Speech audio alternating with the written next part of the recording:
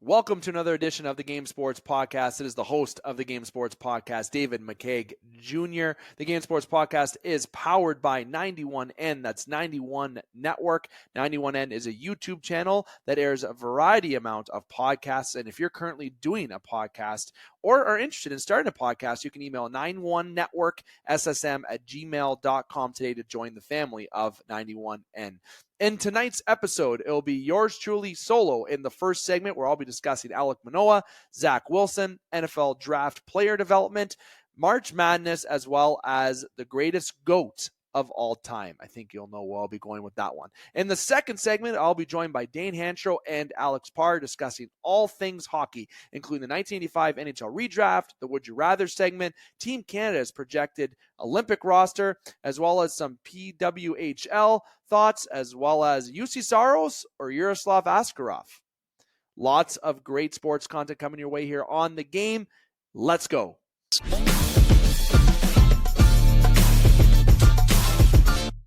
Booyah, and it's time for the Game Sports Podcast. It is your host, David McCaig Jr. This is the Game Sports Podcast powered by 91N. That's 91 Network. If you're listening to us on the 91N Network, 5, 4, 3, 2, 1. Booyah, and it's time for the Game Sports Podcast. It is your host, David McCaig Jr., hosting you this evening on this episode of the Game Sports Podcast. You already know the agenda. You already know who powers us.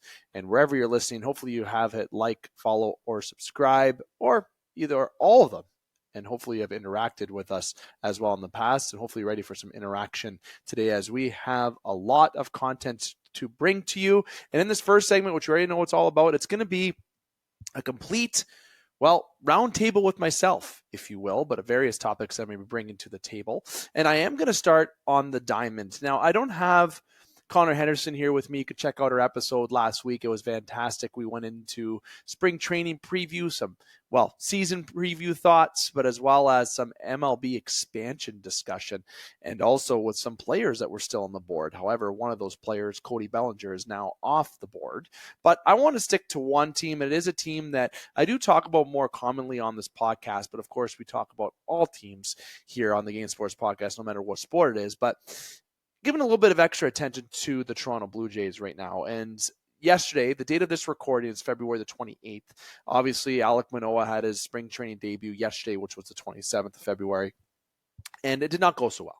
Obviously, he couldn't even pitch more than 2 innings, not even 40 pitches, and the guy let 4 runs. And you got to say, Alek Manoah went into this year looking like he was potentially looking for a good rebound season after a disastrous season. You know, he looked fit. He looked like he was able to come into spring training in game form, in mid-season form in terms of his fit, but also the way he was delivering his mechanics while he was in the bullpen pitching and practicing for spring training. But in the game, that didn't show. Obviously, Alek Manoah was somebody that I even said last year that I feared was going to be a Ricky Romero 2.0. And that's no offense to Ricky Romero and no offense to being a pitcher in the Major League Baseball. It's tough, and it's tough to be consistent, especially when you're a pitcher that has such a strong start to their career.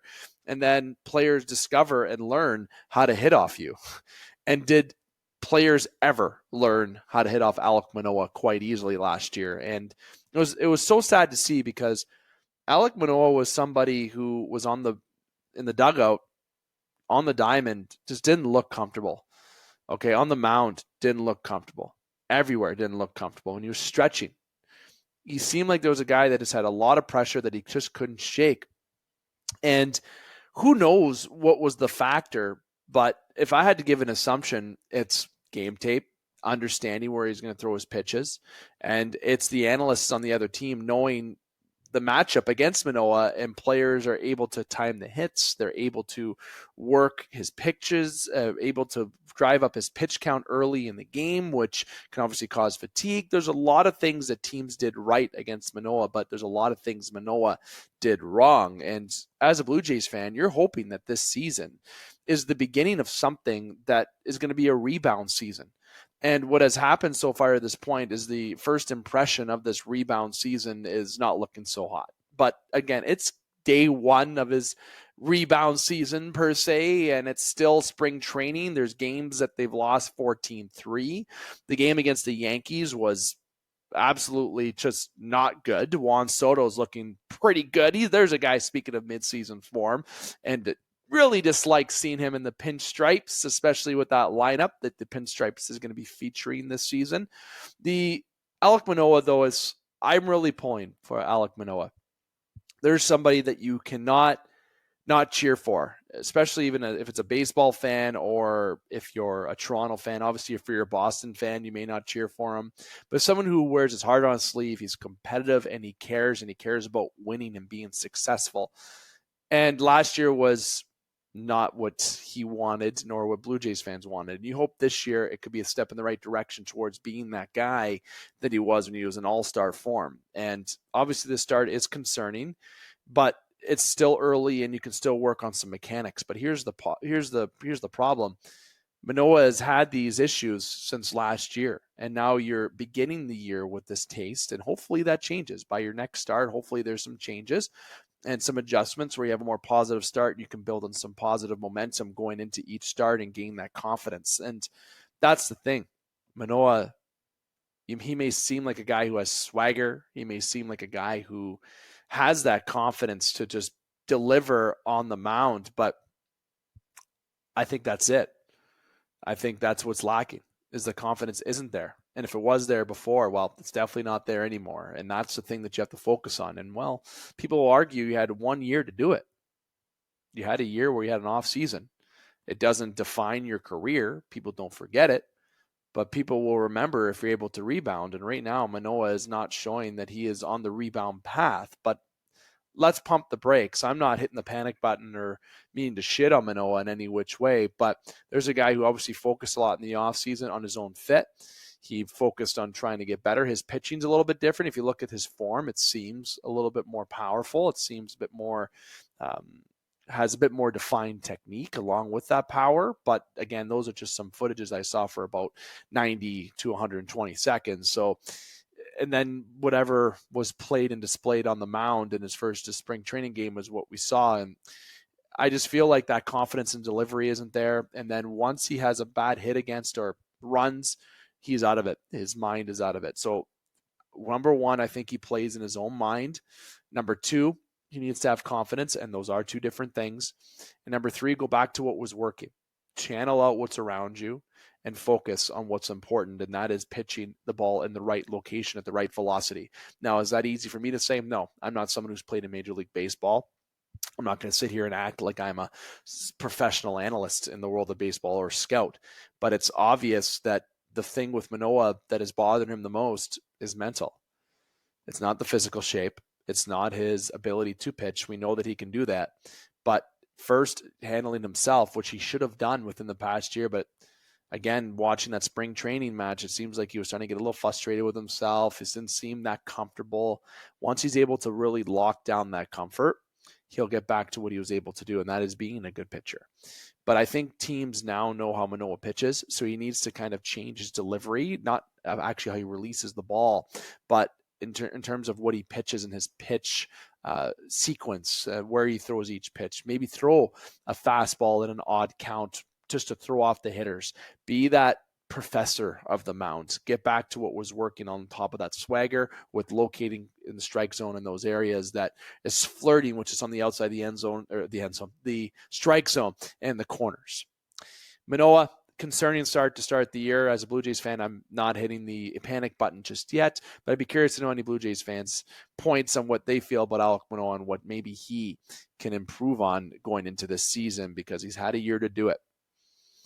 And if Manoah isn't successful this year, there's going to be finger pointing. Well, his value was maybe potentially looked at in a trade. What would have been his value? Would have been that high? I don't think it would have been that high as people think. But should they have traded him, right? Then the typical media points are going to come out. I think you got to believe in Manoah, ride it out this year, and see how this season goes. But if this is a year where Manoah shows some failure and doesn't show a trend in the right direction, I think you have to start looking at other options. But again, he's still young. It's only a couple years in. Do you really give up on someone? Maybe that's foolish for me to say. But if the improvement is not there, have to shake something up for the betterment of his career, maybe, but also for the organization.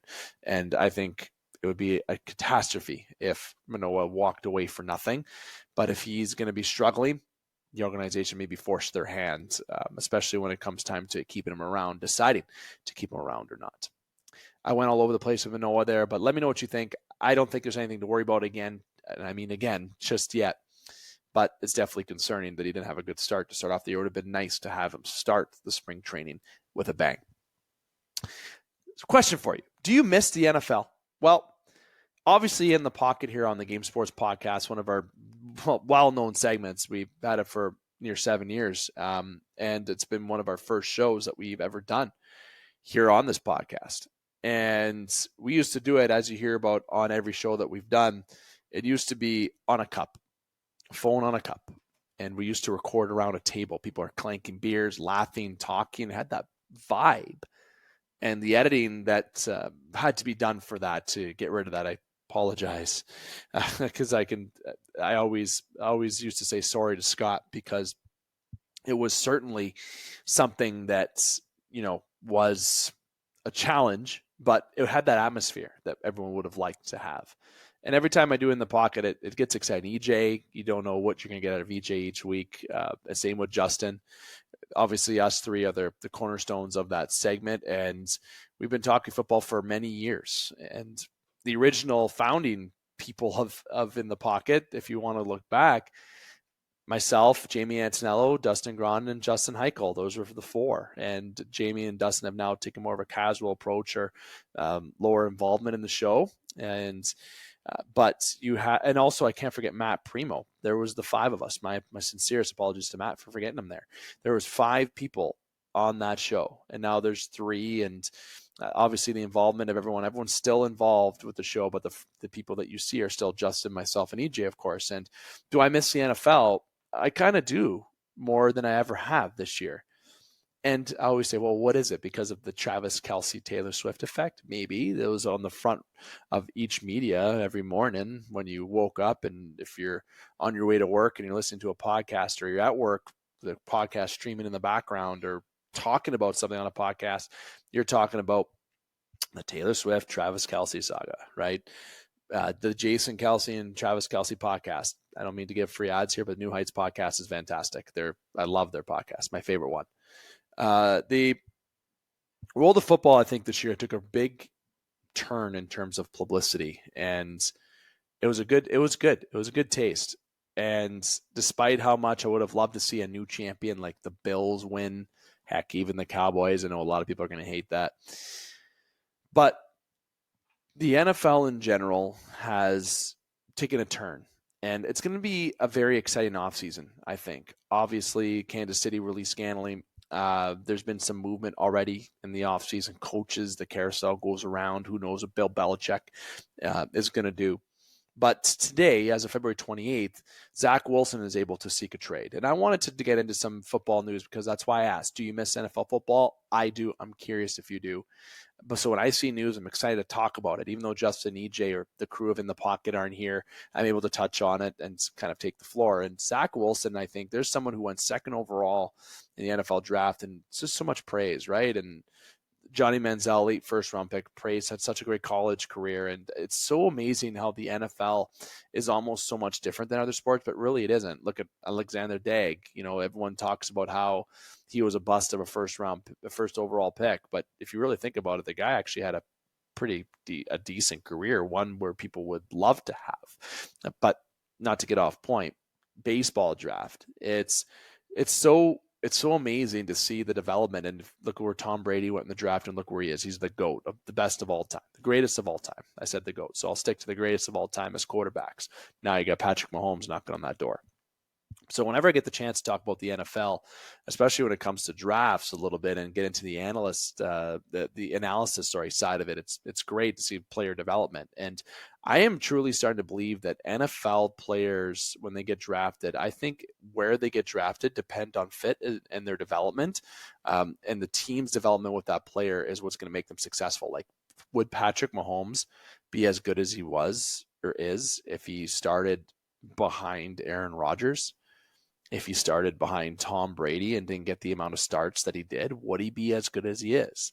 Right? Travis Kelce, obviously, would he be the same guy if he was behind someone like Gronkowski for a chunk of his career? Or, yeah, maybe he would be, right? Because you get developed by that, but you don't get those key moments to define yourself as a good player. You don't get many of those catches, those throws that you would have gotten. So it's amazing in terms of drafting for fit, and that's where I look at the Pittsburgh Steelers, a team that I cheer for. If you're on video, you know the team in the jersey in the background there with my multiple other jerseys. I feel drafting is so imperative, but you got to draft the right fit. And you can draft a wide receiver in the 4th round, 5th round, and this is somebody who is just going to be absolutely unbelievable for you. But Zach Wilson, a 2nd overall pick, doesn't work out. You look at Fields. Is he going to be the guy? Are the Bears going to draft a quarterback? Are they going to move? What are they going to do? It's so amazing when it comes to the NFL draft and player development. I think it's interesting in how players are developed. And I think it comes to, you have to get the luck of the draw to be drafted by the right team. If you're a team, for example, that has a quarterback, let's use Trevor Lawrence as an example. There's a guy who I think is going to be is a good quarterback, but even be better as the year goes on. If you're a wide receiver or you're a tight end that can catch the ball and has the potential of being a Gronkowski or a Kelsey or heck, a prime Terrell Owens, love saying that name, then in and Lawrence has the ability to throw the ball to you, and you have a good quarterback who's going to be throwing the ball to you. I mean, if you're going to be getting a lot of those catches and you already have that potential and you have the avenue from your coach to kind of take whatever direction you want and have that freedom to your development, I think that's imperative. But if you're a wide receiver who has that Terrell Owens potential, but you're sitting in the 4 spot as a wide receiver for 3 years because you're on a stacked team, you're not getting to showcase your talent. You get that one opportunity in a game when you're cold and you better make the best of it. You don't get to see that player what they could have been, right? So it's very important that you draft a player that is the right fit, especially if their potential to be high. And I feel like the Jets, when it comes to quarterbacks, it's just not working, right? The drafts that they've done, Aaron Rodgers saying he gets hurt in the first game, like you can't write this shit. You can't.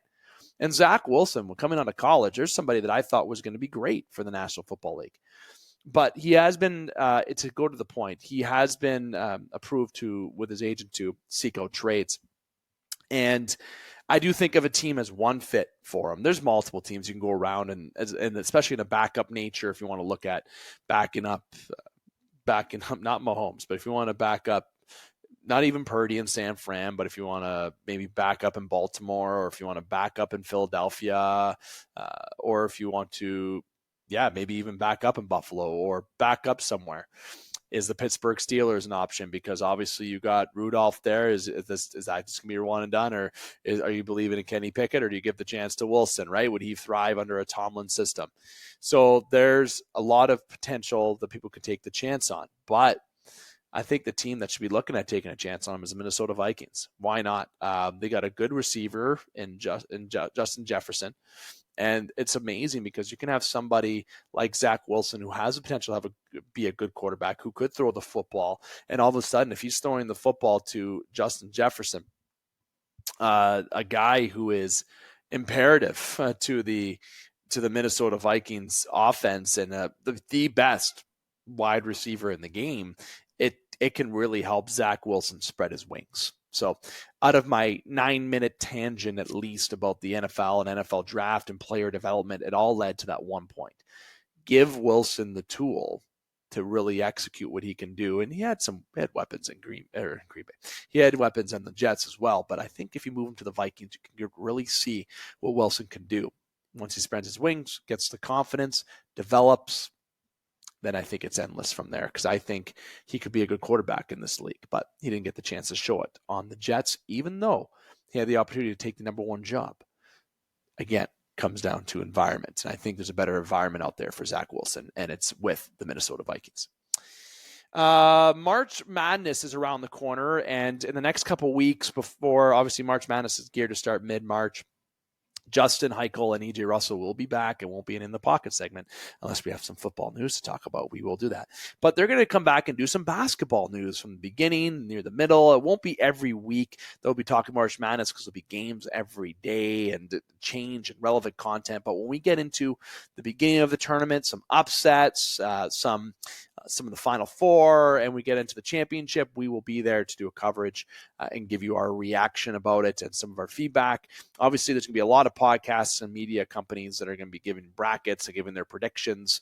Obviously, there's a lot of sports knowledge on the Game Sports podcast from different angles. And EJ and Justin, not only are they football and Justin being hockey and more knowledgeable sports, well-rounded individuals, they obviously have their passion in March Madness, and it's a very popular tournament to be involved in. So if you're new to March Madness, get involved in it this year. If you're not new and you're an expert, we're going to be giving you the full preview once it comes closer.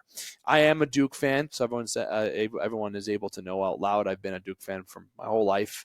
Obviously, Coach K has a good chunk to do with that, but the talent, obviously, Redick is one of my favorite basketball players of all time.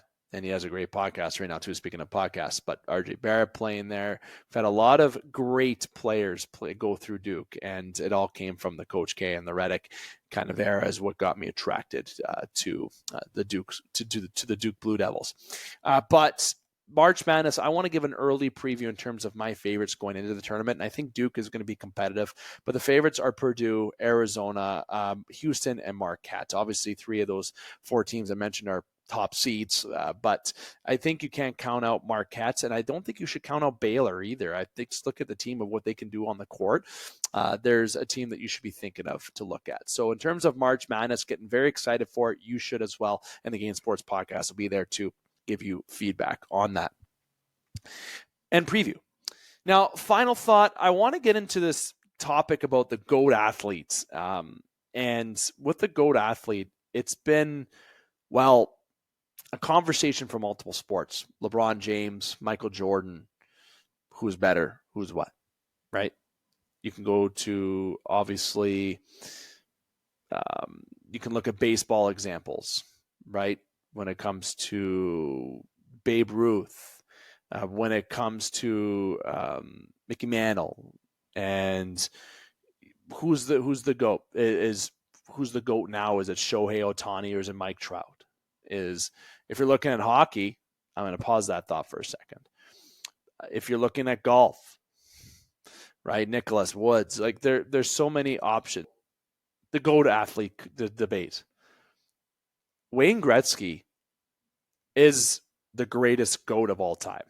People say how he's the greatest athlete of all time, and there was a TikTok account. The guy's name is Lawrence Johnson. Check him out. ESPN actually shared it. How he shared this amazing video that I thought was so well detailed. So I'll give him I'll give him credit for that as I talk about this, because these are his points that are what I'm bringing out. So I don't want to take credit, but it allowed me to bring my own thoughts to the table. But I am going to be quoting him for the most part. And Lawrence Johnson mentioned how you can debate LeBron and MJ, you can debate these guys all day, but if you go back to hockey, there is no comparison. There's not Wayne Gretzky and who, right? You can think Wayne Gretzky, there was a comment saying, well, Wayne Gretzky and Mario Lemieux. Yeah, if Lemieux was healthy, he probably would have been very close to Wayne Gretzky. But again, what if, right? What if Sidney Crosby played in the 80s? What if Connor McDavid played in the 80s at that time and developed as a player in that time?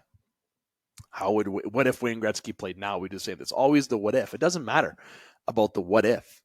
It happened. There's never a conversation about who's comparing to Gretzky. Is it McDavid? Is it Crosby? Is it Lemieux? It was obviously Gordie Howe was the greatest of all time.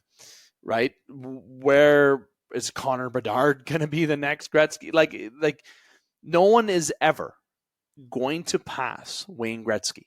And Lawrence Johnson mentioned in his TikTok that whenever you talk about hockey, there's one GOAT.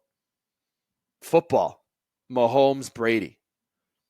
I mentioned these other sports. Hockey, they're never saying that it's Gretzky and somebody else. I hear Gretzky and Lemieux, but I don't want to talk about Lemieux because of the what if could have. Yes, I agree. If you want to talk what if, I think Lemieux would have been very close to Wayne Gretzky in points. I think it would have been that would have been the conversation. Gretzky, Lemieux, who's the GOAT? But it didn't happen that way. It didn't. So Gretzky is the standalone greatest of all time in hockey.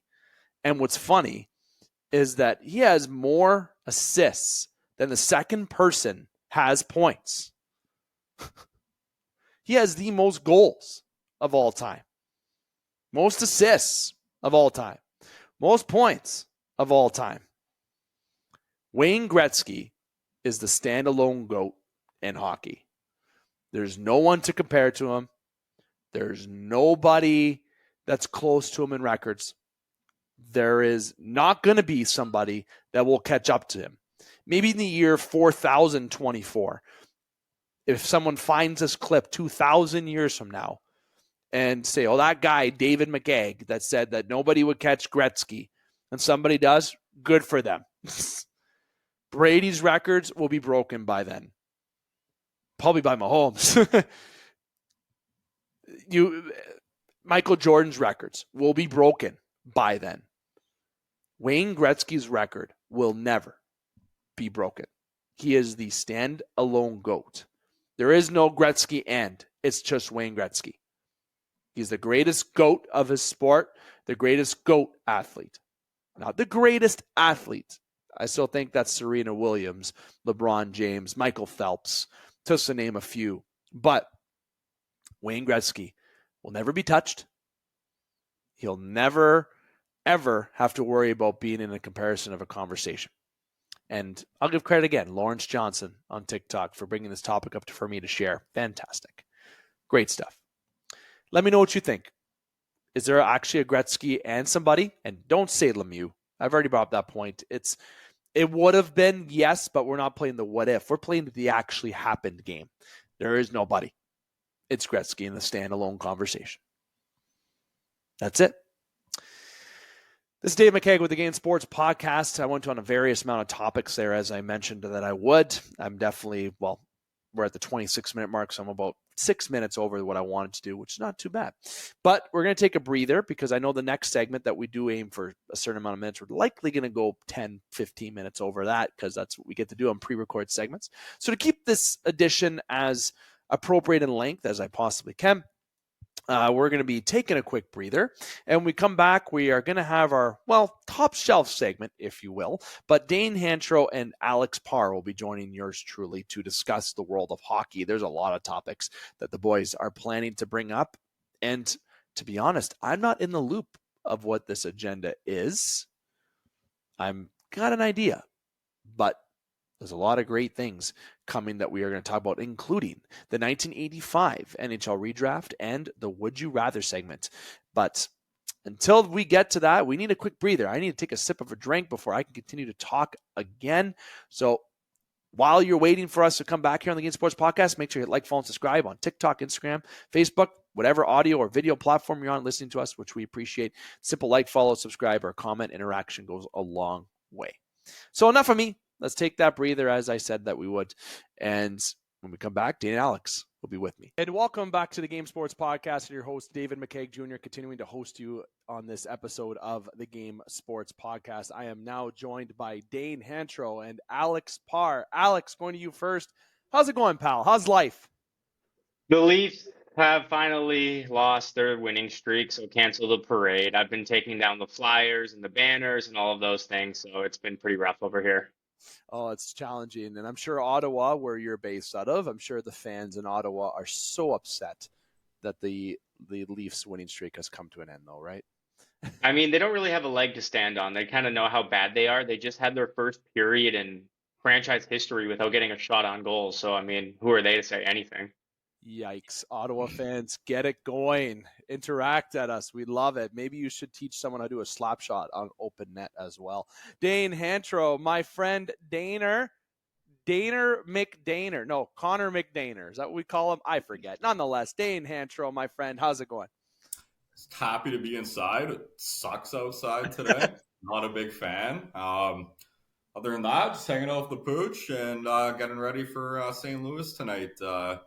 got a bet with a buddy, so $50 on the line for tonight's game. The bet is more than just tonight's game, but I'm not going to go through all that the lead up to it. But Probably includes the Oilers winning the cup, and that's a lock already. So it really only depends on tonight. Wow.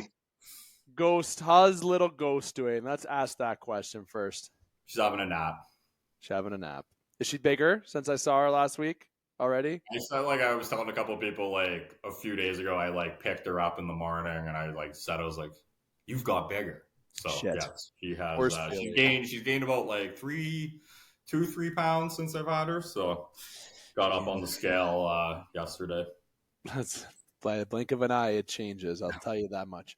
First, Dana, I mentioned this briefly at the beginning of my opener, but it would make sense for me to mention this with you here. Today marks, and we're not going to dive into obviously conversation about this, but it marks the 14th anniversary of a close friend of mine, mine and Dane's, Matt Howard, who suddenly passed 14 years ago. So unbelievable. It's been 14 years. And on this day is actually the day, of course, Sidney Crosby got the gold medal goal. So it's a very significant day in terms of if you're a hockey fan, but also with me and Dane because of that hockey history. But it was bittersweet because of what happened just that morning, right? Very late in the evening. So obviously we want to dedicate this segment to our good friend, Matt Howard, who suddenly passed away 14 years ago. It says today marks the 14th anniversary. I wanted to make sure I mentioned that with you on air, Dane. It wouldn't be fair with me just talking about it at the opener. And it's unbelievable, that whole stuff that went on there. And it was a very pivotal part of our lives. And obviously it's still memorable for us to this day. Matt was a Detroit Red Wings fan. He was also a Bengals fan. So there was somebody as a Wings fan that we had no leverage to chirp about. The Bengals at the time we did have a lot of leverage to chirp about, but and I'm forgetting who his basketball team was. So I know he liked LeBron James. That's how long it's been since I remember. But to Matt, we want to dedicate this to him, and obviously to his mother Pat, who we've maintained contact with. So I wanted to make sure I mentioned that with Dane on air also.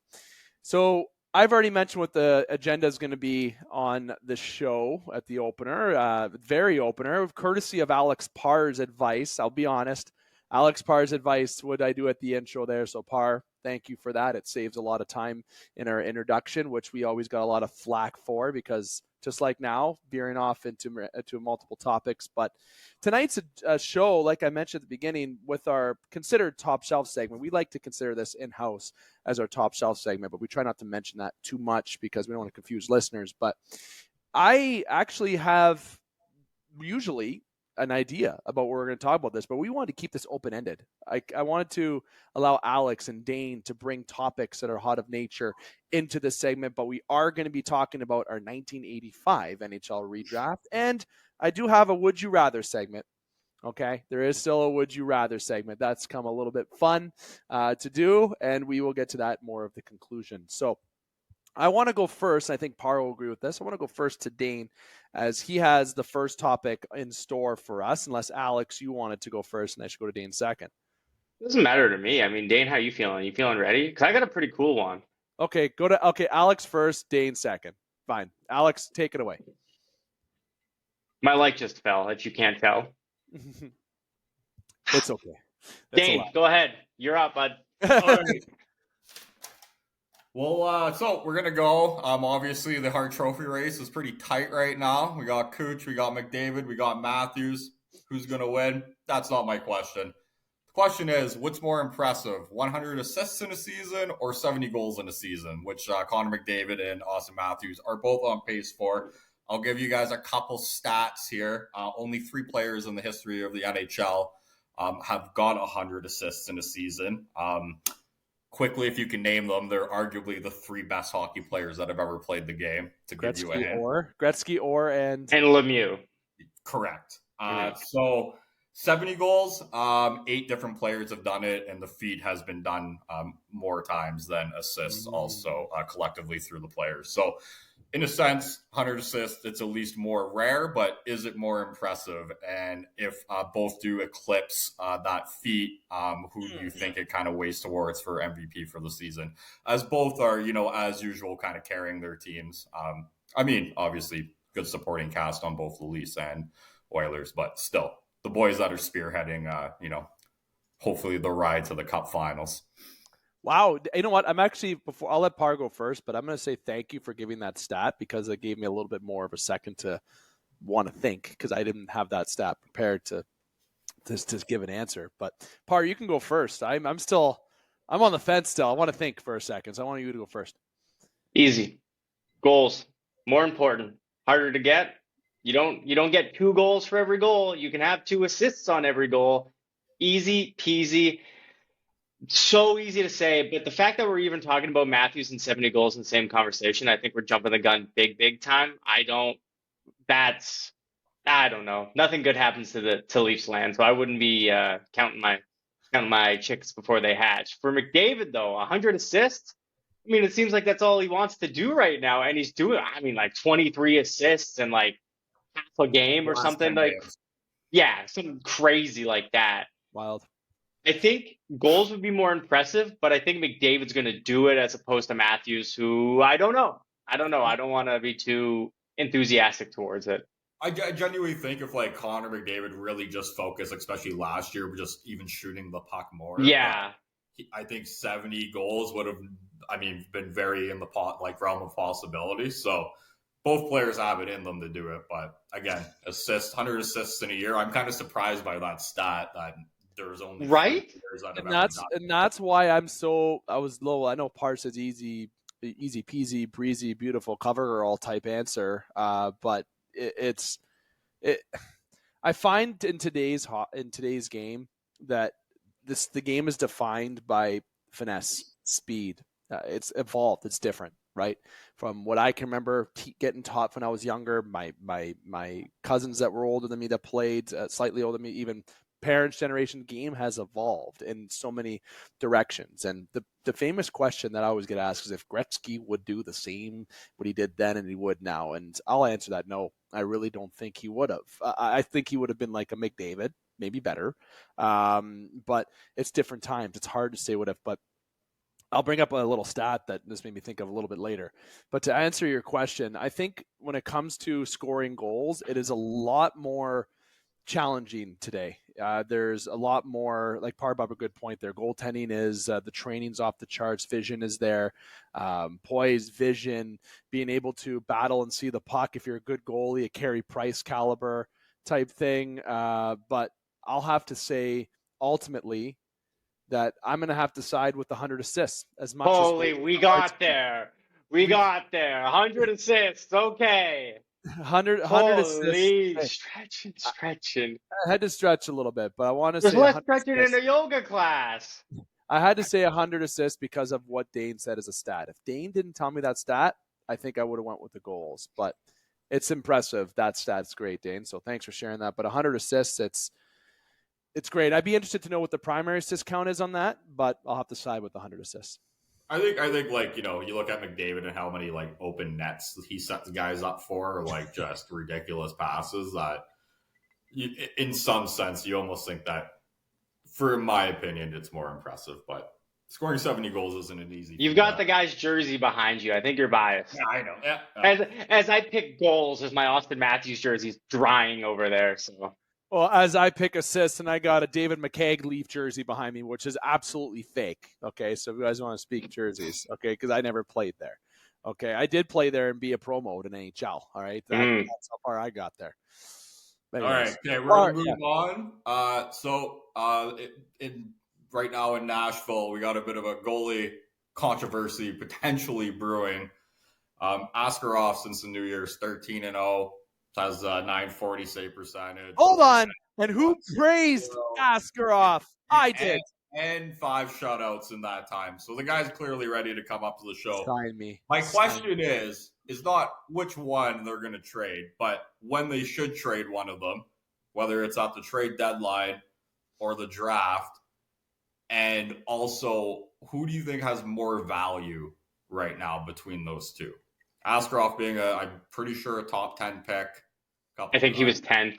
So I mean, he is kind of supposed to be the next thing. So I mean, how much do you value goalie prospects? They don't get drafted very high. He's kind of the exception over the last couple of years. So and yeah, just kind of maybe what you think. The asking price for UC Saros that still has 2 years on his deal at a very friendly price, but also Nashville being in the playoff spot right now. So they're in a weird spot, Nashville. Do you want me to go first there, Dave? I saw you going for it. I was just breathing. You go. You don't trade UC Saros right now. The team's already said that they're not going to do it as long as they are in a playoff spot. This team at any point, though, could completely fall off the wagon, completely box bottom falls out from underneath it. And it's at that point where you realize I probably don't need to hang on to a franchise goaltender to be mediocre at best. And you commit fully to the retool or even a complete full rebuild. You bring Askarov on in a 1A, 1B situation, and you try to get as much assets as you can for Saros because you know there are teams out there who desperately need a goalie more than anything. That I would think would come at the draft, or if they make the playoffs this year and they're confident that they can do it again next year, maybe you wait till the trade deadline next year to see how the team's doing then. But you don't do that trade right now. A proven goalie is hard to come by, especially in today's era. Goaltending is not as dominant as it once was, I believe. Contract for Saros, 2 years left at a very friendly $5 million for what he provides on the ice. And Askarov has an entry-level deal that's currently is being active. And after that deal expires, he's an RFA. So you still are able to hold on to his rights unless he holds off on you and for 1 year and doesn't play and goes into free agency. Like, who knows if that will happen. So in terms of value, Dane, of answering that question, this may sound crazy, but I think the value is more equal than people think, but on a different scale. You got a franchise goalie who's proven, but then you got a goaltender with unlimited upside who has a very cap-friendly deal where you can build the team around defensively and still bring in players while he's still on an entry-level deal. But if I had to be a GM, I would look at UC Saros to bring in first because of that proven ability. That is something, if I'm Toronto, if I'm Edmonton, if I'm, I'll say Detroit, I don't know. I'm shooting names out there for teams. I'm not saying Detroit's looking. I'm not saying Toronto and Edmonton are. I'm sure they can use it. I can't believe you haven't said the Devils. They are like the team that needs a goalie. Yeah, I'll throw it out there. Like I think like if you're the Devils, you're desperate and you want one of those guys. And if you're Nashville, I think like you don't make a deal unless it involves Luke Hughes. Team that's always been known for stud defensemen on their team. Somebody else there that you're forgetting, Simon Nemec. The guy's a top stud too, just like Luke Hughes. Oh, I mean, either or. That's where the conversation starts. They won't touch Hughes because of Jack. People will think that doesn't matter. It does. Jack and Luke will stay together. That's the way it is. But good point. If you're New Jersey, it's which one you like more, right? Like, I don't think you care that it's Jack's brother. I think you look at which one do you think will be better. Especially if it's like we'll take either or. And just to say, like, if I'm trying to make a trade for right now, it's UC Saros. But if I'm a team with a young core that I know will be around for a bit, I might be looking at Askarov because I feel like there's a young goalie that can work around this young core and build around and be around for the future. So it's a very tough thing to say, but it depends on the team. But if I had to leave somewhere, it's Saros, right? Because it's hard to get someone who's proven, and he's been molded by Pekka Rinne, and the goaltending in Nashville has always been spectacular. Just like on defense, where you had Weber, you have Josi, the list goes on. Now, so much can happen. You could say all these what-if scenarios about Josi maybe in a deal with Saros somewhere. I read this absolutely absurd trade, what people don't think is absurd, but I'll say it. I'm not saying I think it's true. Marner to Nashville for Saros and Josi. That's not straight up. That's the nucleus of a trade that would involve more pieces. Would you do that if you're Toronto? Would you do that if you're Nashville? I'm not answering that question because I think it's absurd either way. But that's the type of would that be a type of move that Nashville would consider? I don't think so because I don't think they're on a rebuild. I think they're on a more of a retool and try to reshape. Especially after you give a contract like you have to Ryan O'Reilly. I feel like you're trying to lock up a top six guy. You have some Philip Forsberg there long term. I think you're trying to still be competitive, right? So, but UC Saros it's going to bring in more value for you now. But I think teams should be looking at Askarov. I'm a big fan of Askarov. Always have been. All right, okay. Next, we're gonna finally dive into my team Canada, and then you guys can grill me on what you guys think. So I'll just go my lines aren't they're kind of set, but don't read too much into that. So I'll just read from top to bottom. I got 13 forwards, 8 defensemen, 3 goalies is how I'm doing it. A couple extras there. So my top line is Zach Hyman. Yep. Zach Hyman. Guy's gonna score 50 this year. He's the McDavid guy. He's the Chris Kunitz. He's getting the free ride on the team. And do we think lock or not? Lock, absolutely. Lock. I think he's a lock. Yep. All right, the next guy, lock. Next. Next. Mitchie Mana on the right side. Okay, second line, Stammer, Nate Dogg, and Braden Point. Stammer's going to be too old. Won't be on the team. Sorry, buddy. We're not giving out free handouts just because you broke your leg and missed a couple because of the pandemic and whatnot. We cut you in 2010. We're doing it again in 2024 or 2026 or whenever it is. Smell you, bud. Nate Dogg and Point though. Locks. Okay. Yep. Third line, Marchand, Said, and Bedard. Marchand, maybe he's getting pretty old too. Well, Parr, we're not talking the Olympics is 10 years from now. It's coming. Marchand's 34 years old. Yeah, Crosby's going to be 39 years old. Yeah, Marchand will be 37. Crosby. Yeah. Hey, man, athletes these days have that longevity in them. Sure, but I don't. Lock is what we're saying. Lock or not? Well, I'm not saying lock. I mean, Sid and Bedard are locks. Yeah. Sid and Bedard are locks. Already talking about him being captain again. He's a fucking lock. Okay, so fourth line, Sam Reinhart, Barzal, Mark Stone. I don't agree with Stone as a lock, but Barzal and Reinhart, I think, are. If Stone could stay healthy, he's a lock.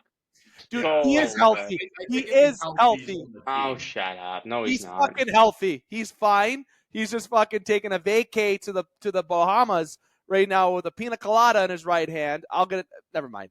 Keep going, Dane. Keep going. That's another comment. And then I got Nuge as the 13th forward. I just think that ability to play with McDavid and Hyman, which is a line all the time, and he's also a great two-way player. So if you plug him in with Barzal and Stone, you got 3 really good two-way players that also have some really good offensive talent too. And I think that's you want to have a little bit of a balance throughout your lineup. Obviously, every player is highly skilled, but I think when you go down to your last couple guys, maybe not going for a Huberdeau or somebody like that. I mean, Huberdeau's kind of played his way off the team, where I would say obviously 2 years ago, lock, right? So okay, we'll go down. I'll have to disagree with Nuge. I'll just say Robert Thomas. I think.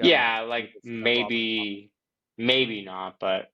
Yeah. I mean, he got 100 points last year, and he's going to he's averaging a point per game this year. So, yeah, but there's probably not going to be as many power plays for him to be a complete merchant on. So, and I mean, that's not why he's on the team. He's not going to play on the power play. But anyways, we'll move on.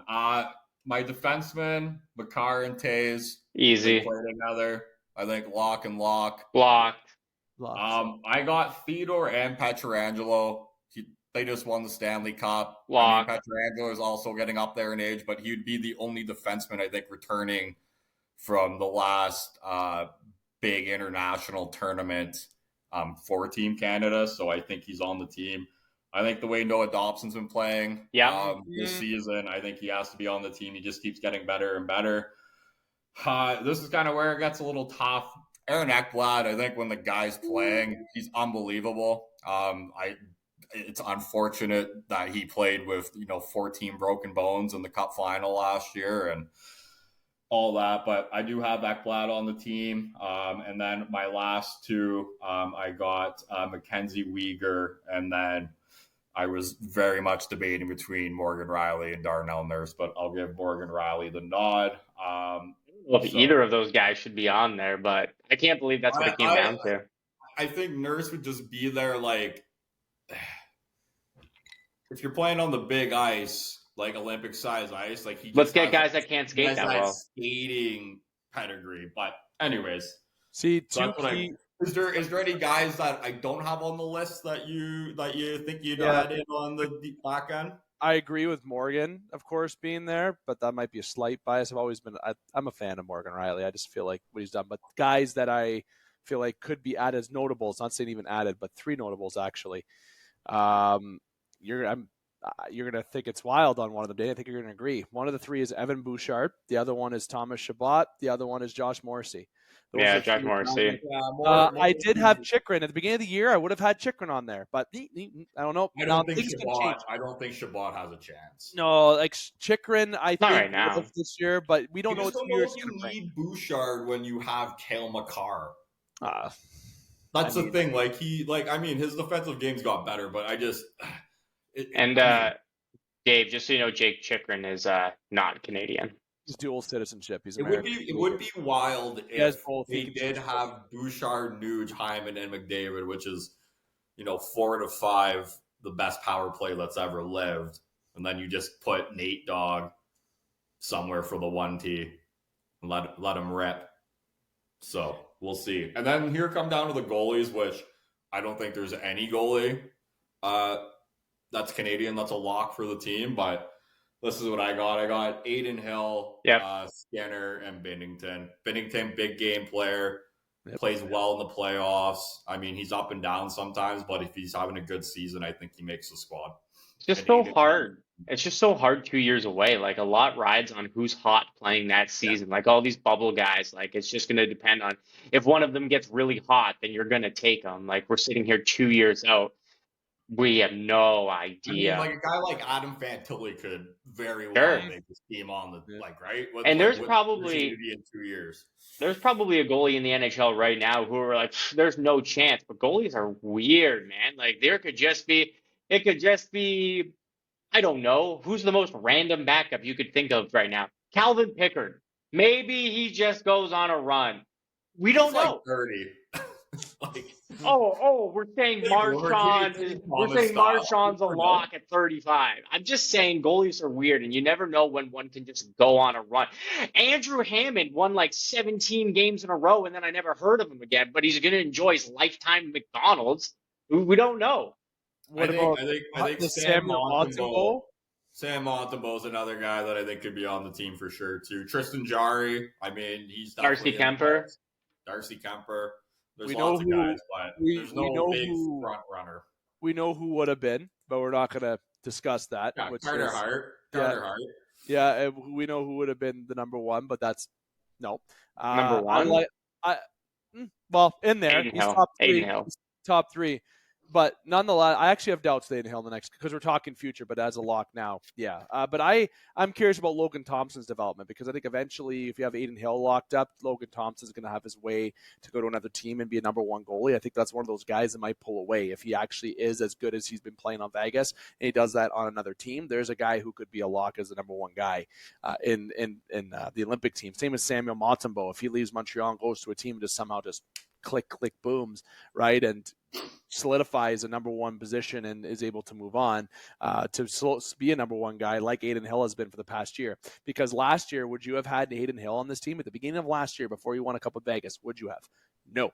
Nobody have. If anyone would have told me Aiden Hill would have been on this team last year, I want you to come on this pod and tell me, because nobody did. You're a liar. You're bullshitting, because he was on nobody's radar. So anything can happen, but guys that I think will stay consistent is Jarry and Logan Thompson. And Logan Thompson's story is pretty fucking badass. The guy played at Brock. He worked his ass off and worked his way up.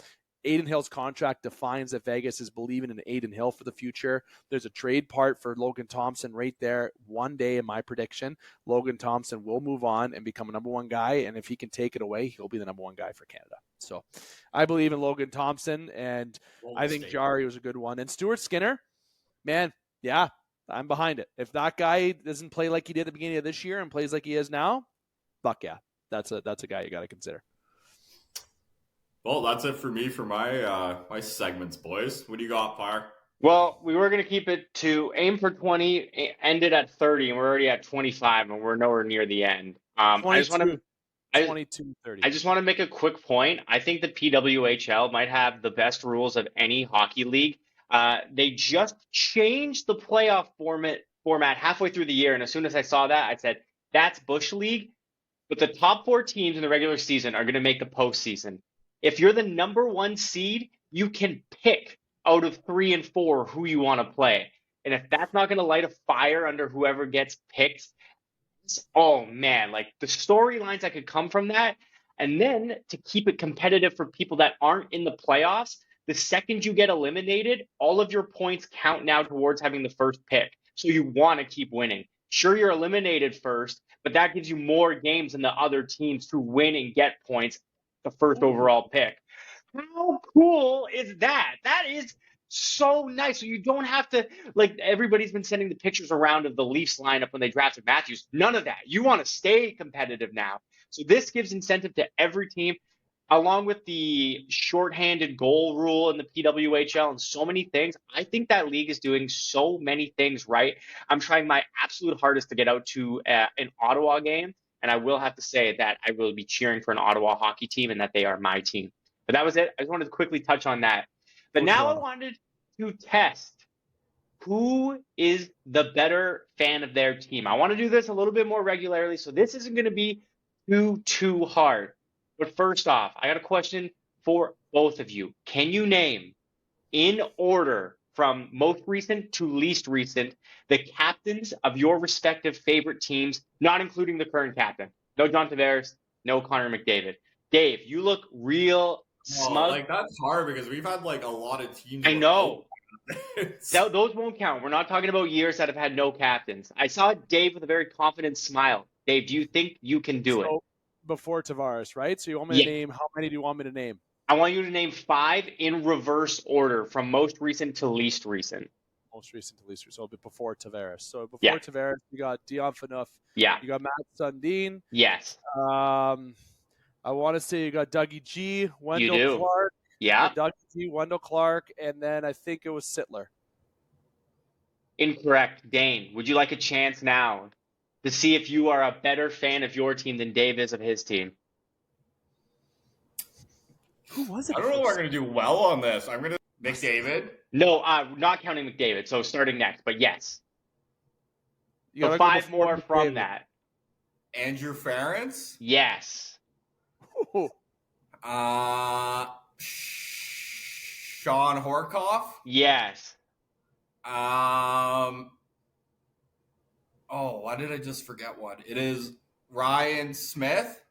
Incorrect. But now I will give you both a chance to try to steal the other person's point. Dane, can you name who the captain of the Leafs was after Wendell Clark? Well, I mean, before Wendell Clark, sorry. I'd rather have another guess at mine. You do not get that. You do not get that. And both of you guys are going to be labeled as fake fans. Fake fans. Think. Are you going? You're going first, Dan, right? Dane's got a chance to steal yours. You've got a chance to steal Dane's, and I don't think either one of you. Doug Gilmour. No, that was already said. No, wrong. I couldn't remember what he said. Alrighty, Dave. Who comes after Andrew Ference, Sean Horkoff? Who is next for Edmonton Oilers captains? I need a second. I know who it is. It's not a no name, but it's somebody. I don't know if he went on to the Cup Finals that year, and I want to guess, is it Ethan Morrow? Ethan Morrow. Ethan Morrow is correct. Who's before that? Who's before that, Dave? You got to get to the 5. It's going to be tough. It's going to be tough. I'll give you a hint. It's a defenseman. That must have been right. It's a defenseman. Was it Pronger? Did you look it up already, Dane? No, I know who it is.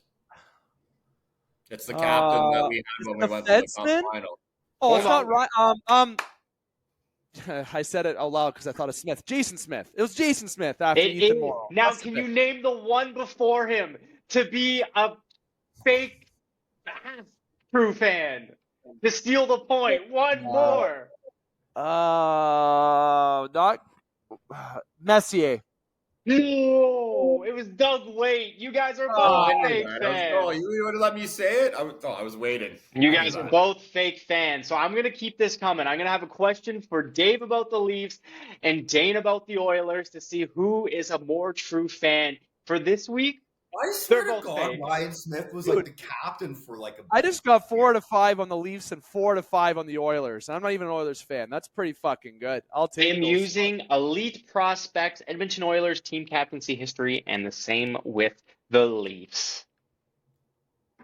That's all I got. I mean, do we want to hop into the draft now? Yes. I'll dive into that. We got the draft. I want to mention one point. You guys don't have to give any feedback on it. I want to spend 30 seconds on it, and I'll time myself on it. Parr already touched on this when it came to Jordan Tutu. It was a very good clip that we uploaded. Very good feedback. So check that out. But the LTIR is a scam. Vegas is using the rules to their benefit. It is what it is. There's no foul play against it. They're allowed to do it. Do I think Mark Stone's actually hurt? Sure, but it's how convenient that him and Eichel get hurt right before the deadline or before the playoffs, and then they're able to. Eichel's coming back this week. That's fine. I still think needs to be review of the LTIR in general, and I think it should all count for the season as well going into the playoffs. But if the 30 seconds. If they use it to their advantage, I'm sure I wouldn't be complaining, nor would Dane if it was the Oilers. But let us know what you think of the LTIR. And check out Parr's previous video. Sure, let's do the redraft, then I'll do the would you rather before I conclude. So you missed last week, Parr, but we did the 1984 NHL redraft last week. Tough choice at number 1 for sure. There was a very good feedback that's been getting on our social media. So I want to remind you that the Game Sports Podcast is on Facebook, Instagram, and of course TikTok at the Game Sports Podcast. We love the viewers coming in. We like the interaction. We love the likes. But as I mentioned at the top of the show, 70% of you who are listening to the videos, checking them out, and over 85% of you are not following, so make sure you do that. But we love the interaction and the views on it, so we're going to keep on bringing it to you. But the 1984 draft, it was a great draft. It was Heichel's first draft. Justin Heichel, one of our obviously contributors here on the game, and he struggled. He didn't understand the rules at first. So just to give you what the rules are, a reminder is that myself and whomever's on the show with me, usually it's Dane and Alex for this segment and for this segment in general, we draft the top 5 of that draft knowing what we know today. It could be points, it could be wins, what shutouts, it could be whatever. In our opinion, we draft the top 5 of that year. So this year, and at this time, we're going back in our DeLorean. I love saying this every time. We're going to have our 1980s shirts on and suits. Our mullets are just down and flowing. And we're going to be going back in time to be the GM of 5 teams in 1985. And we're going to be redrafting the NHL draft in 1985. And because Parr missed last week, he gets to go first. Easy. I love doing this because I've never seen any of these people play. So if you want to come for me for bad opinions, I don't know if they're bad. I don't know if they're good. I'm going to do my typical start at 5, go up to 1. Number 5. I didn't write his first name. Don't remember what it is, but he had the second most points in the draft. All in. Maybe Rasmus's dad spelled incorrectly. Number 4. Sorry, Leafs fans. Wendell Clark, my 4 spot. I got Igor Larionov at 3.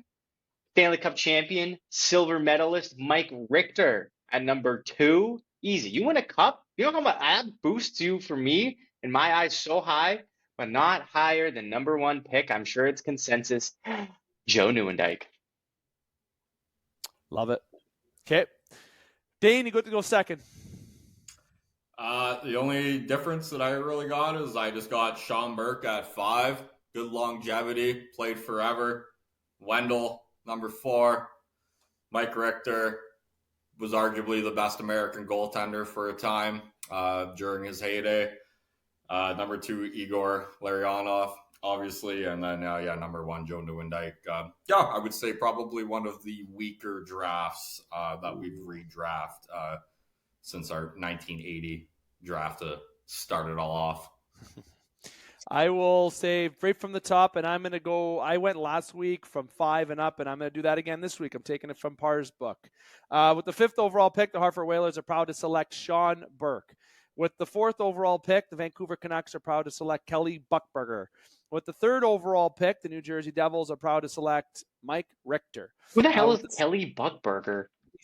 With the 2nd overall pick, the Pittsburgh Penguins are proud to select Wendell Clark. And with the 1st overall pick, the Toronto Maple Leafs are proud to select Joe Nieuwendyk. That is my picks for the draft. Please at us below to comment what you think you would have picked. It's definitely a wide open draft, especially I think from 2 down. I guess I disagree with Parr mentioning Wendell Clark being 4th. Dane did too. There was. I guess I'm not alone in that belt. So let us know what you think. Did you win? I guess. Yeah. A bunch of people and scored a couple goals. I guess I just like the way he was as a player. Maybe I should take that out of there. Maybe try to avoid that. But Mike Richter, Nieuwendyk, lot of. There's a cup winner, right? Calgary. So a lot of players you can choose from, and it's more of an open draft. So let us know what you think. Now, to finish it all off, the Would You Rather segment. Now, the last few weeks when I've been doing this segment, I've been talking about players, right? Talking about LeBron, Serena. I think, obviously, last week I talked about the comparison of going against Travis Kelce. It comes down to players and people I've mentioned, but I have a different approach to it this week. And we can go anywhere with Would You Rather. That's why it's so fun. Would you rather watch the big game, and I'm not mentioning what game it is, does not matter, the big game. You can think about in your head what that game is. At home or live at a stadium. And when you're live in that stadium, you're not front row. You're not front row. You're in the you're at the beginning of the 200 level or at the very back of that 100 level. There's still good seats. Okay, there's still good seats, but would you rather watch it at home or would you rather watch it live at a stadium? The big game, the winner of that game, your team can win the cup, could win the World Series, could win the Super Bowl, whatever it is. Big game. Where and what are you doing? Why that? Well, yeah, I see as Dane walks off set, no big deal. This seems like the easiest question I've ever answered in my life. Of course I want to be there. That's it. So he's watching it. Walk away and go take a pee inside. So I gotta hold her, and then we're gonna go out after we're done here. Okay, well, just so Dane doesn't get peed on, I want to be there. I'm a sucker for a good atmosphere, regardless of what it is. A concert, I don't know, a Sioux Fair, a little Campbell Amusements. I'm a sucker for a good atmosphere. So if you're telling me it's Game 7 and the Leafs are in it for the Stanley Cup, yeah, why the hell would I want to be at home?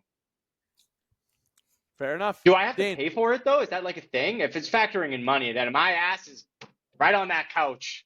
Go team. I'll just go by personal experience. But we'll keep money out of it because definitely money would affect it for sure. But Dane.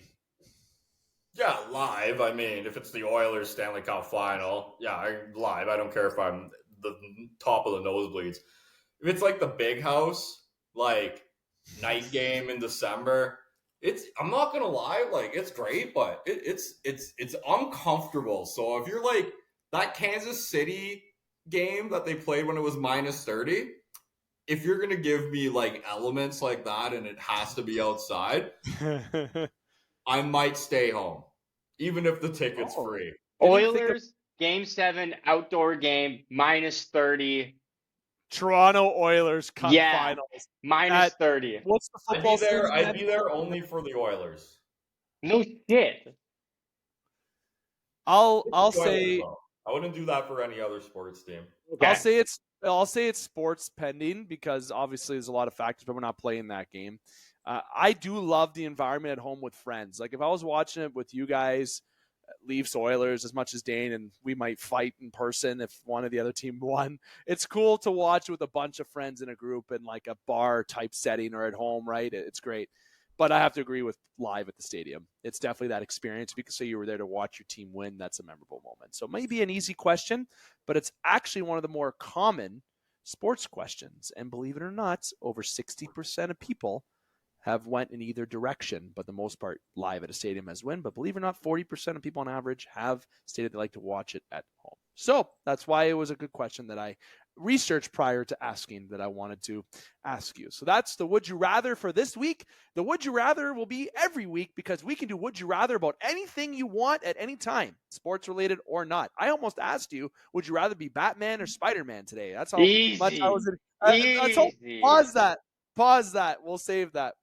Maybe we'll do two next week. I want your answer next week on that part. Nonetheless, this has been the Game Sports Podcast. It's been a fully loaded segment. A lot of information when it comes to the hockey world in particular, because that's what I'm feeling is a little bit hot. And obviously there was some baseball discussed at the beginning by yours truly. Everyone's probably wondering why WWE wasn't mentioned. We'll get to that next week. Okay. Things are around the corner in terms of WWE. WrestleMania is a hop and a skip away, and a lot of storylines coming out there. But nonetheless, it's been great having you on, Dane. It's been great having you on, Alex. Dane, I know you got to get outside with the dog. So thank you for coming on. Thank you for having me, David. And I'll play NHL with you guys again one of these days. I don't believe you. I don't either. Alex, thank you as always, my friend. Every week, it's a joy. Thanks for not telling me you're going to come online and then making me wait all night to play, and then I fall asleep in this chair waiting for a text. I'm going to be up, so it doesn't matter. I'm not going to be there. That sucks. I gotta go score Genos in real life because I'm reformed. I'm the new McDavid in real life. That's great. I'll see you on NHL in a few hours. This is Dave McCaig with the Game Sports Podcast. We are powered by 91 and 91 Network. Follow us on social media, wherever you are, audio, video, podcasts, versions that you're listening to. Like, follow, subscribe goes a long way for us, and interact with us. We love that. We get excited. Yeah, we get excited. Love it. We love it. And again, I want to say thank you to for joining us here on the Game Sports Podcast. Again, Dave McCaig on behalf of Dane Hancherow and Alex Parr, thank you again. Everyone have a good night. I'm here to remind you, keep your stick on the ice, swing your bats, catch your touchdowns, drain your threes, and shoot your shots. Booyah.